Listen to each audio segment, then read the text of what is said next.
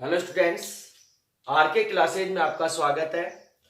इससे पहले वाली क्लास में हमने जो टॉपिक पढ़े थे वो था गोलीय दर्पण, और गोलीय दर्पण के बारे में हमने अच्छे से कॉन्सेप्ट क्लियर कर लिए थे कि गोलीय दर्पण होता क्या है, कितने प्रकार का होता है, उससे महत्वपूर्ण संबंधित परिभाषाएं क्या क्या हैं, और हमने क्या निकाल लिया था। आपके पास में दर्पण सूत्र निकाल लिया था, आवर्धन क्षमता निकाल ली थी, दर्पणों के उपयोग पढ़ लिए थे। तो अब इससे आगे आपके पास में जो अगला टॉपिक है वो है आपके पास में प्रकाश का अपवर्तन। तो आपके पास जो टॉपिक है वो ये है प्रकाश का अपवर्तन।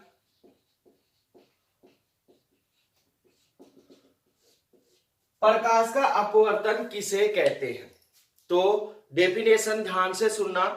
जब प्रकाश की किरण एक माध्यम से दूसरे माध्यम में प्रवेश करती है, जब प्रकाश की किरण एक माध्यम से दूसरे माध्यम में प्रवेश करती है तो वह दूसरे माध्यम की पृथककारी सतह के ऊपर अपने पथ से क्या हो जाती है? विचलित हो जाती है। दूसरे माध्यम के अंदर जैसे ही प्रवेश करेगी तो दूसरे माध्यम की जो पृथककारी सतह है वहां से अपने पथ से क्या हो जाती है? विचलित हो जाती है, पथ से क्या हो जाती है? हट जाती है। तो उसे क्या कहते हैं? इस प्रकाश की इस घटना को क्या कहते हैं? प्रकाश का अपवर्तन कहते हैं।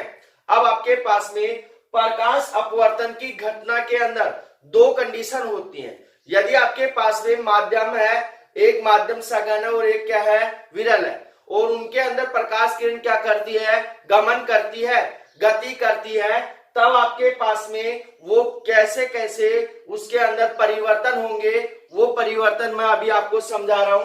कि आपके पास में क्या है? दो माध्यम है। एक माध्यम आपके पास में हवा है, एयर है, और दूसरा माध्यम क्या है? आपके पास में गिलास है, शीशा है। ठीक है। अब आपके पास में यहां पे ध्यान देना कि आपके पास प्रकाश का अपवर्तन किसे कहते हैं? कि आपके पास जब प्रकाश की किरण एक माध्यम से दूसरे माध्यम के अंदर प्रवेश करती है तो वह पृथककारी सतह से क्या हो जाती है? विचलित हो जाती है। पृथककारी सतह से क्या हो जाती है? विचलित हो जाती है। प्रकाश की इस घटना को क्या कहते हैं? प्रकाश का अपवर्तन कहते हैं। अब उससे आगे यहां पे ध्यान देना कि जब प्रकाश की किरण सघन माध्यम से विरल माध्यम में प्रवेश करती है तब वह अभिलंब की ओर क्या करती है? दूर हटती है। जब प्रकाश की किरण सघन माध्यम से विरल माध्यम में प्रवेश करती है तो अभिलंब से क्या होती है? दूर हटती है। परंतु जब प्रकाश की किरण विरल माध्यम से सघन माध्यम में प्रवेश करती है तो अभिलंब की ओर क्या होती है? झुक जाती है। तो यहां दोबारा से समझना कि आपके पास जो हवा है वो क्या है? विरल माध्यम है, उसके अणु क्या होते हैं?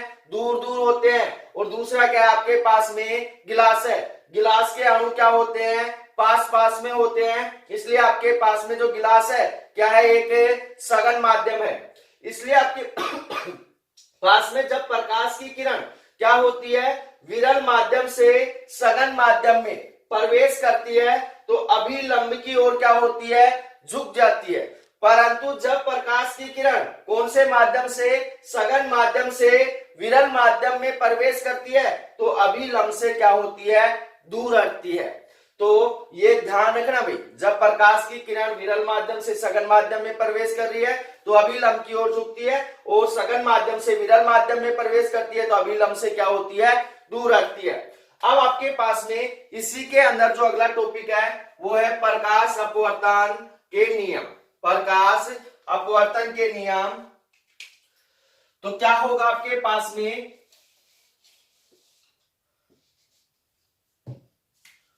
प्रकाश अपवर्तन के नियम।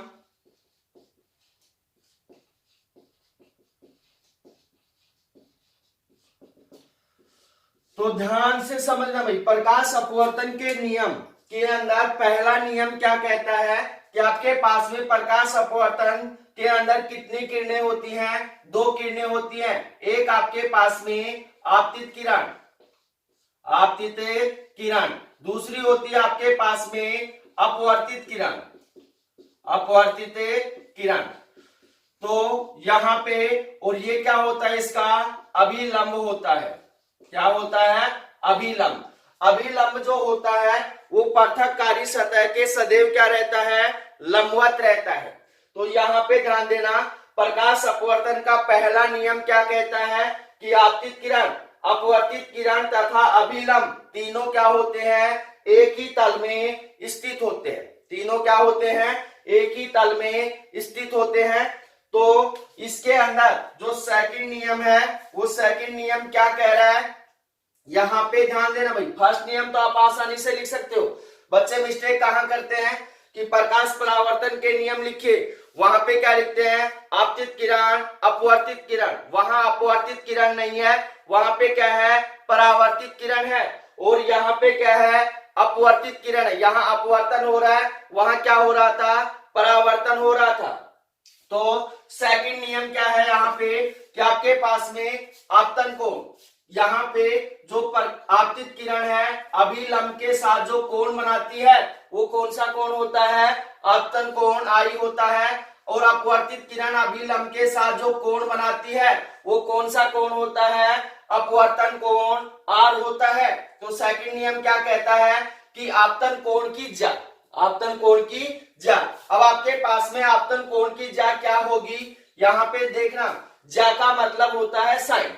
ज्या का मतलब क्या होता है? साइन। तो आपके पास में आपतन कोण की ज्या क्या है? साइन आई, साइन आई।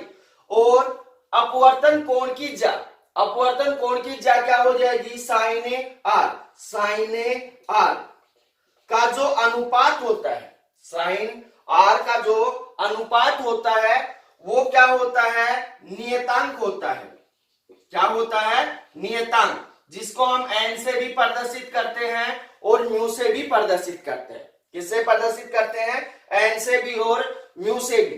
तो आपके पास में सेकंड जो नियम है वो क्या कह रहा है कि आपतन कोण की ज्या और अपवर्तन कोण की ज्या का जो अनुपात है वो क्या है? आपके पास में एक नियतांक मान है। तो आपके पास में ये जो नियतांक मान है इसे क्या कहते हैं? स्नेल का नियम कहते हैं। इसे क्या कहते हैं? स्नेल का नियम। तो बोर्ड एग्जाम के अंदर पूछा जाता है कि स्नेल का नियम किसे कहते हैं। डेफिनेशन ध्यान से सुनना कि आपके पास में स्नेल का नियम क्या होगा। तो आपतन कोण की ज्या तथा अपवर्तन कोण की ज्या का जो अनुपात होता है वो क्या होता है? एक नियतांक होता है, जिसे क्या कहते हैं? स्नेल का नियम कहते हैं। तो ये हो गया आपके पास प्रकाश अपवर्तन के नियम। और प्रकाश परावर्तन के भी कितने नियम थे आपके पास में? 2 नियम थे, जिसमें पहला नियम क्या था आपके पास में कि आपतित किरण, परावर्तित किरण तथा अभिलंब दो तीनों क्या होते हैं? एक ही तल में स्थित होते हैं। और सेकंड नियम क्या था कि आपके पास में आपतन कोण आई तथा परावर्तन कोण आर आपस में क्या होते थे? समान होते थे। यहाँ समान नहीं है, यहाँ पे क्या है? नियतांक मान है। उनका दोनों का अनुपात क्या है? नियतांक मान है। इसलिए आपके पास में यहाँ पे जो भी मान है वो क्या है? नियतांक मान है। साइन आई बटे साइन आर बराबर कितना हो गया? नियतांक हो गया। तो अब ये हो गया आपके पास में प्रकाश अपवर्तन के नियम। अब इसी के अंदर एक टॉपिक आता है अपवर्तनांक। क्या आता है? अपवर्तनांक। तो आपके पास में यहां पे टॉपिक डाल रहा हूं भाई, अपवर्तनांक। तो अपवर्तनांक किसे कहते हैं? अपवर्तनांक किसे कहते हैं? ध्यान से सुनना कि प्रकाश अपवर्तन की घटना के अंदर, प्रकाश अपवर्तन की घटना के अंदर 2 माध्यमों का जो सापेक्ष गुणांक होता है, क्योंकि 2 माध्यम की आवश्यकता होती है प्रकाश अपवर्तन की घटना के अंदर, तो दोनों माध्यमों का जो सापेक्ष गुणांक होगा उस गुणांक को क्या कहते हैं? अपवर्तनांक कहते हैं। क्या कहते हैं? अपवर्तनांक। अब इसी के अंदर जो सेकंड टॉपिक आता है वो है आपके पास में सापेक्ष अपवर्तनांक। क्या है? सापेक्ष अपवर्तनांक। तो आपके पास में सापेक्ष अपवर्तनांक क्या होता है? डेफिनेशन ध्यान से सुनना। जब प्रकाश की किरण एक माध्यम से दूसरे माध्यम में क्या करती है? गति करती है, तब दूसरे माध्यम का प्रथम माध्यम के सापेक्ष जो गुणांक होता है उसे क्या कहते हैं? सापेक्ष अपवर्तनांक कहते हैं। दोबारा से सुन लेना। जब प्रकाश की किरण एक माध्यम से दूसरे माध्यम में क्या करती है? गति करती है, तो दूसरे माध्यम का प्रथम माध्यम के सापेक्ष जो गुणांक होता है क्या होता है? सापेक्ष अपवर्तनांक होता है। अब माना आपके पास में प्रथम माध्यम का अपवर्तनांक कितना है? n1 है, और दूसरे माध्यम का अपवर्तनांक कितना है? n2 है। तो दूसरे माध्यम का प्रथम माध्यम के सापेक्ष कितना होगा? n2 1 बराबर कितना हो जाएगा आपके पास में? n2/n1। ये जो मान है वो क्या है आपके पास में? सापेक्ष अपवर्तनांक है। न्यूमेरिकल में इसकी आवश्यकता पड़ेगी कि आपके पास में पानी का हीरे के सापेक्ष अपवर्तनांक ज्ञात कीजिए। जब आपके पास पानी का अपवर्तनांक दे रखा है तो हीरे का अपवर्तनांक आपको क्या करना है? निकालना है। तो आपके पास में यहां ध्यान देना, कौन से का? दूसरे का किसके सापेक्ष निकाल रहे हैं? पहले के सापेक्ष निकाल रहे हैं। इसलिए आपके पास में दूसरे का अपवर्तनांक ऊपर और पहले का अपवर्तनांक नीचे। जिसका निकालना है उसका ऊपर, और जिसके सापेक्ष निकाल रहे हैं उसका क्या होगा? नीचे आएगा। तो ये हो गया आपके पास में सापेक्ष अपवर्तनांक। उससे आगे इसी के अंदर टॉपिक आता है आपके पास में निरपेक्ष अपवर्तनांक। निरपेक्ष अपवर्तनांक। तो निरपेक्ष अपवर्तनांक क्या होगा कि वायु या निर्वात के सापेक्ष किसी माध्यम का जो अपवर्तनांक होता है वो क्या होता है? निरपेक्ष अपवर्तनांक होता है। किसी भी माध्यम का, मान लो आपके पास में वायु या निर्वात के सापेक्ष जो माध्यम होगा वो क्या होगा? आपके पास में अपवर्तनांक जो होगा वो क्या होगा? निरपेक्ष अपवर्तनांक होगा। और हम जहां भी अपवर्तनांक की बात करते हैं वहां पे कौन सा अपवर्तनांक होता है? निरपेक्ष अपवर्तनांक होता है। इसलिए आपके पास में यहां पे निर्वात का जो अपवर्तनांक होता है, निर्वात का निरपेक्ष अपवर्तनांक, निरपेक्ष अपवर्तनांक के बराबर होता है आपके पास 1। कितना होता है? 1 होता है। और आपके पास में वायु का जो निरपेक्ष अपवर्तनांक होता है 1.003 होता है। इसको हम लमसम किसके बराबर मानते हैं? 1 के बराबर मानते हैं। किसके बराबर मानते हैं? 1 के बराबर मानते हैं। और उसके पश्चात आपके पास में पानी का निरपेक्ष अपवर्तनांक जो होता है 1.33 होता है। कितना होता है? 1.33 होता है। उसके पश्चात आपके पास में कांच का जो निरपेक्ष अपवर्तनांक होता है वो होता है 1.55। और उससे आगे हीरे का निरपेक्ष अपवर्तनांक जो होता है वो होता है कितना? 2.4। कितना होता है? 2.4। तो यहां ध्यान देना भाई कि आपके पास में जो हीरा है उसका अपवर्तनांक हमें आगे आवश्यकता पड़ेगी, क्योंकि वहां पे हम टॉपिक करेंगे कि हीरा चमकता हुआ क्यों दिखाई देता है। इसलिए हमें हीरे के अपवर्तनांक की आवश्यकता पड़ेगी। तो ध्यान रखना कि आपके पास में हीरे का अपवर्तनांक कितना है? 2.4 है। और आपके पास में जो कांच है, कांच का अपवर्तनांक कितना है? 1.55 है। और पानी का अपवर्तनांक कितना है? 1.33। और वायु का कितना है? 1.003। लमसम कितना मानते हैं हम इसको? 1 मानते हैं। और निर्वात का जो निरपेक्ष अपवर्तनांक होता है कितना होता है? 1 होता है। तो ये होगा आपके पास में अपवर्तनांक। अब इसके अंदर क्वेश्चन पूछा जाता है कि प्रकाश अपवर्तन का मुख्य कारण क्या होता है?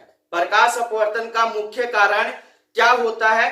तो ध्यान से समझना भाई, प्रकाश अपवर्तन का जो मुख्य कारण होता है वो होता है क्योंकि आपके पास में प्रकाश अपवर्तन के अंदर क्या होते हैं, दो माध्यमों की आवश्यकता होती है। कितने माध्यमों की आवश्यकता होती है, दो माध्यमों की आवश्यकता होती है, और दोनों माध्यमों के अंदर प्रकाश का वेग क्या होता है, अलग अलग होता है। तो कहने का मतलब क्या है कि जब प्रकाश की किरण विभिन्न माध्यमों के अंदर क्या करती है, गति करती है, तो उसका वेग बार बार क्या हो जाता है, परिवर्तित हो जाता है, और वेग परिवर्तन के कारण ही क्या होता है, प्रकाश का अपवर्तन होता है। क्या होता है, प्रकाश का अपवर्तन होता है। तो ध्यान देना कि वेग परिवर्तन के कारण ही क्या हो रहा है, प्रकाश का अपवर्तन हो रहा है। तो ये हो गया आपके पास प्रकाश का अपवर्तन। अब इसके अंदर उदाहरण आते हैं कि प्रकाश अपवर्तन के उदाहरण समझाइए। तो प्रकाश अपवर्तन के क्या उदाहरण होंगे, ध्यान से समझना भाई। इसको रब कर रहा हूं मैं।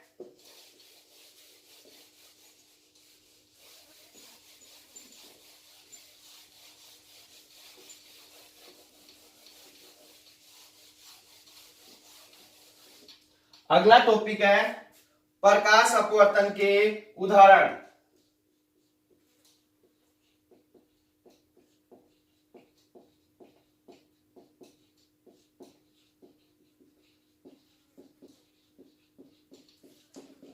प्रकाश अपवर्तन के कौन कौन से उदाहरण हैं, इनके बारे में अभी हम पढ़ेंगे। इसके अंदर जो फर्स्ट उदाहरण है वो है आपके पास में तारों का टिमटिमाना। तारों का टिमटिमाना। तारे क्यों टिमटिमाते हुए दिखाई देते हैं, तारे क्यों टिमटिमाते हुए दिखाई देते हैं, ध्यान से समझना कि आपके पास में तारे प्रकाश के अपवर्तन के कारण क्या होते हैं, टिमटिमाते हुए दिखाई देते हैं। अब यह घटना होती क्यों है उसको अच्छे से समझना कि अंतरिक्ष से आने वाली प्रकाश किरणें, अंतरिक्ष से आने वाली प्रकाश किरणें जब वायुमंडल में प्रवेश करके कहां पहुंचती हैं, पृथ्वी तक पहुंचती हैं, वायुमंडल को पार करके। अब आपके पास में वायुमंडल के अंदर क्या उपस्थित होती हैं, अलग अलग गैसें उपस्थित होती हैं, और इन गैसों का क्या होता है, अलग अलग परतें होती हैं। इन गैसों की क्या होती है, अलग अलग परतें होती हैं, और प्रत्येक परत का घनत्व क्या होता है, अलग अलग होता है। इसलिए आपके पास में अंतरिक्ष से आने वाली जो प्रकाश किरणें हैं वो वायुमंडल को पार करती हुई कहां तक पहुंचती हैं, पृथ्वी तक पहुंचती हैं, और वायुमंडल के अंदर उपस्थित गैसों की परतों का जो घनत्व होता है वो क्या होता है, अलग अलग होता है। अब परतों का घनत्व अलग अलग है तो प्रकाश किरण बार बार क्या होगी, अपने पथ से विचलित होगी, क्योंकि मान लिया पहले का घनत्व क्या है, कम है, उससे आगे का क्या है, अधिक है, तो आपके पास प्रकाश किरण अपने पथ से क्या होगी, बार बार विचलित होगी। जब अपने पथ से बार बार विचलित होगी तो उसका वेग बार बार क्या होगा, परिवर्तित होगा, और जब वेग परिवर्तित होगा तो आपके पास में हमारी आंख के ऊपर, रेटिना के ऊपर बनने वाला जो प्रतिबिंब है, हमारी आंख की रेटिना के ऊपर बनने वाला जो प्रतिबिंब है वो बार बार क्या होगा, हिलता हुआ प्रतीत होगा। कैसा प्रतीत होगा, हिलता हुआ प्रतीत होगा। तो आपके पास में जो तारे हैं इस कारण से क्या होते हैं, हमें टिमटिमाते हुए नजर आते हैं। क्या होते हैं, टिमटिमाते हुए नजर आते हैं।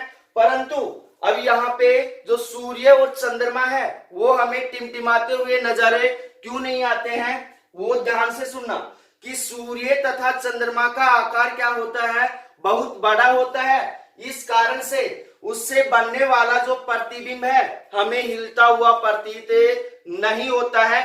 इसी कारण से जो सूर्य और चंद्रमा होते हैं वो टिमटिमाते हुए नजर नहीं आते हैं। अब इसके अगले वाला जो उदाहरण है वो है आपके पास में सूर्य उदय तथा सूर्य अस्त के समय सूर्य का लाल दिखाई देना। सूर्य उदय तथा सूर्य अस्त के समय, सूर्य अस्त के समय सूर्य का लाल दिखाई देना। लाल दिखाई देना। तो आपके पास में सूर्य उदय तथा सूर्य अस्त के समय सूर्य क्यों लाल दिखाई देता है, इसका रीजन अच्छे से समझना कि आपके पास में जब सूर्य, मान लिया आपके पास में क्या है, पृथ्वी है, तो जब सूर्य पृथ्वी के क्षैतिज में होता है, जब सूर्य पृथ्वी के क्षैतिज में होता है, तब आपके पास में क्या होगा, इस पृथ्वी के पास की वायु क्या होती है, विरल होती है। क्या होती है, विरल होती है। और जो वायुमंडलीय वायु है वो क्या होती है, सघन होती है। क्या होती है, सघन।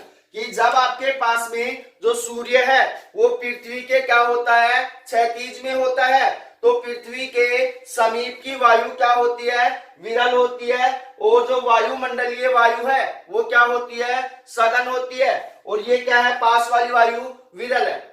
जिसके कारण जब प्रकाश किरणें विरल माध्यम से सघन माध्यम में प्रवेश करती हैं तो क्या होती है, अभी मैंने बताया था आपको, अभी लंबे की ओर क्या होती हैं, झुकती हैं। तो ये जैसे ही विरल माध्यम से सघन माध्यम में प्रवेश करेंगी तो आधा डिग्री क्या हो जाएंगी, विस्थापित हो जाएंगी। जब ये आधा डिग्री विस्थापित होती हैं, इसी कारण से हमारे दिन के समय के अंदर कितने की वृद्धि हो जाती है, 2 मिनट की वृद्धि हो जाती है। हमारा जो दिन है उसमें कितने मिनट की वृद्धि हो जाती है, 2 मिनट की वृद्धि हो जाती है। तो इसी कारण से जो सूर्य है वो सूर्य उदय तथा सूर्य अस्त के समय में कैसा दिखाई देता है, लाल दिखाई देता है। अब इसके अंदर आपके पास में जो थर्ड है उदाहरण, वो है आपके पास में पानी से भरे पात्र की तली का उठा हुआ दिखाई देना। तो यहां पे लिख रहा हूं, पानी से भरे पात्र की तली का उठा हुआ दिखाई देना, उठा हुआ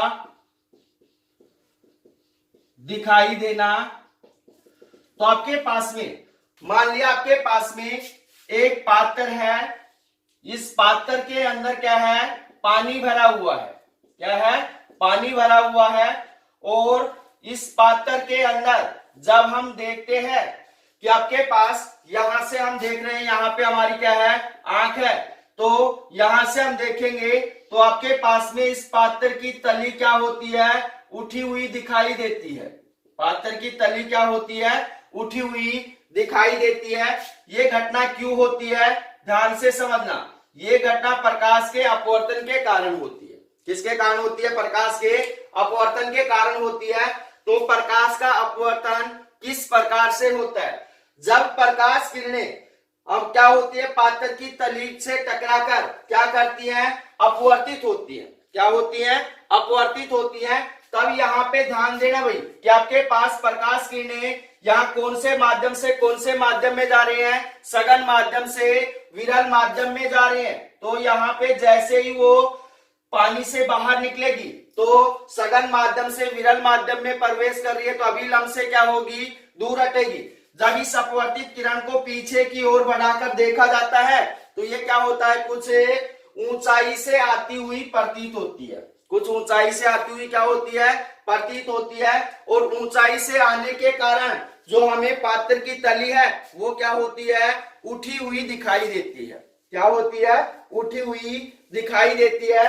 तो इसका साधारण सा रीजन जो है वो ध्यान से समझ लेना कि इसके अंदर प्रकाश की किरण कौन से माध्यम से कौन से माध्यम में जा रही है, सघन माध्यम से विरल माध्यम में जा रही है। इस कारण से आपके पास में यहाँ पे जब अपवर्तित किरण को पीछे की ओर बढ़ाकर देखेंगे तब आपके पास में ये अपवर्तित किरण क्या होती है, कुछ ऊंचाई से आती हुई प्रतीत होती है। और कुछ ऊंचाई से आती हुई प्रतीत होने के कारण ही पात्र की तली क्या होती है, उठी हुई दिखाई देती है। अब इसके अंदर आपके पास में 4 जो एग्जाम्पल है, पानी से भरे पात्र में रखी पेंसिल का मुड़ा हुआ दिखाई देना। अब आपके पास में पानी से भरे हुए पात्र के अंदर पेंसिल को रखा जाता है तो क्या होता है, उसके अंदर पार्श्व विस्थापन होता है। क्या होता है, पार्श्व विस्थापन होता है। और पार्श्व विस्थापन के कारण जो पेंसिल पेंसिल है वो क्या होती है, हमें मुड़ी हुई प्रतीत होती है। अब पार्श्व विस्थापन होता क्या है वो मैं समझा देता हूं कि आपके पास में कोई कांच की क्या है, सिल्ली है या स्लैब है, कोई कांच की क्या है, सिल्ली या स्लैब है। जब इस कांच की स्लैब के ऊपर प्रकाश किरण को तिरछा क्या किया जाता है, आपतित किया जाता है, तिरछा क्या किया जाता है, आपतित किया जाता है, तब प्रकाश की किरण का क्या हो जाता है, अपवर्तन हो जाता है। फिर उसके पश्चात ये प्रकाश की किरण यहां से फिर क्या हो जाती है, अपवर्तित हो जाती है, यहां से फिर क्या हो जाती है, अपवर्तित हो जाती है। तो आपके पास ये कौन सा कोण हो गया, आपतन कोण आई, अपवर्तन कोण आर, आपतन कोण आई, अपवर्तन कोण आर। तो यहां पे ध्यान देना भाई, आपके पास ये कौन सी किरण है, आपतित किरण है, कौन सी किरण है, आपतित किरण है, और ये क्या है आपके पास में, अपवर्तित किरण है, अपवर्तित किरण। और ये क्या है आपके पास में, निर्गत किरण है, निर्गत किरण। तो यहां पे ध्यान देना कि आपके पास में निर्गत किरण आपतित किरण के साथ, निर्गत किरण आपतित किरण के साथ जो विस्थापन उत्पन्न करती है, आपके पास में निर्गत किरण को, आपतित किरण को क्या करते हैं, पीछे की ओर बढ़ाते हैं, और निर्गत किरण और आपतित किरण के मध्य जो विस्थापन होता है उस विस्थापन को क्या कहते हैं, पार्श्विक विस्थापन कहते हैं। क्या कहते हैं, पार्श्विक विस्थापन। इसी कारण से पानी से भरे हुए पात्र के अंदर जो पेंसिल है वो क्या होती है, मुड़ी हुई प्रतीत होती है। तो ये हो गया आपके पास प्रकाश का अपवर्तन कंप्लीट। तो सभी भैया बहना हमारे चैनल, यूट्यूब चैनल को लाइक कीजिए, शेयर कीजिए, सब्सक्राइब कीजिए। मिलते हैं अगली क्लास में, धन्यवाद।